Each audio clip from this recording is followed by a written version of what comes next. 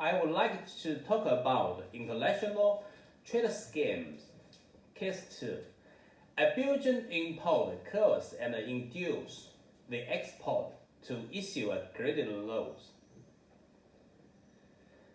A Belgian import had been purchasing stainless steel pipes from a company in Shanghai, China, Shanghai exporter, for several years. And their bosses had also become very good friends.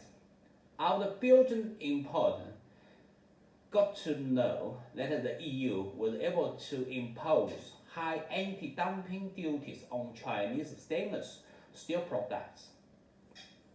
It owed more and more payments to the Shanghai export, eventually reaching more than $1 million.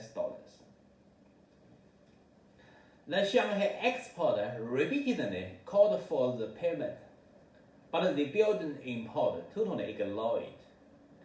When the Shanghai exporter was very anxious, the Belgian importer suddenly asked the Shanghai exporter to issue a credit note for only 70% of the overdue receivable, and promised that the other 30% would be made in the form of a price increase in future orders. The Belgian importer alleged even after the EU imposes anti-dumping duties on Chinese stainless steel products, the Shanghai export could still use Korean companies to circumvent the EU's anti-dumping duties and continue to sell stainless steel products to them. The Shanghai exporter had no other choice but to issue a credit note as required. After the Belgian importer received the credit note, it paid 70% of the purchase price.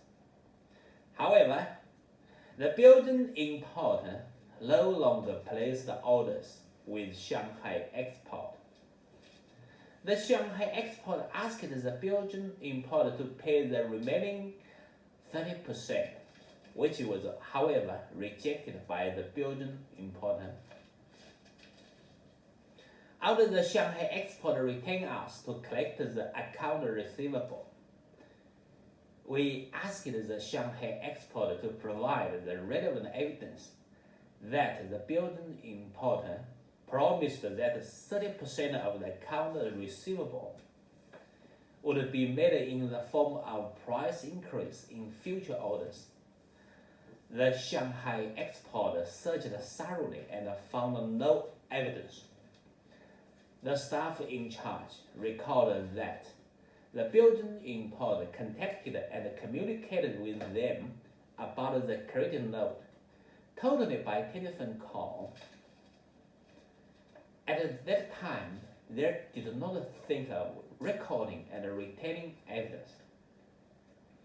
In case that the Shanghai exporter cannot provide proof that Belgian customers promised that 30% will be paid in the form of price increase in future orders, even if they're sued in the local court of Belgium, there is almost no chance of winning.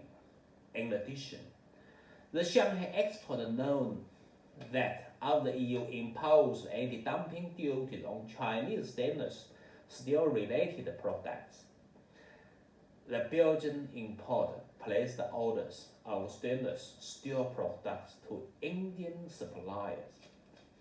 At this point, it was clearly revealed that the Belgian importer deliberately threatened and lured the Shanghai exporter to issue the credit note in order to default on its debt. Lessons and enlightenment. 1.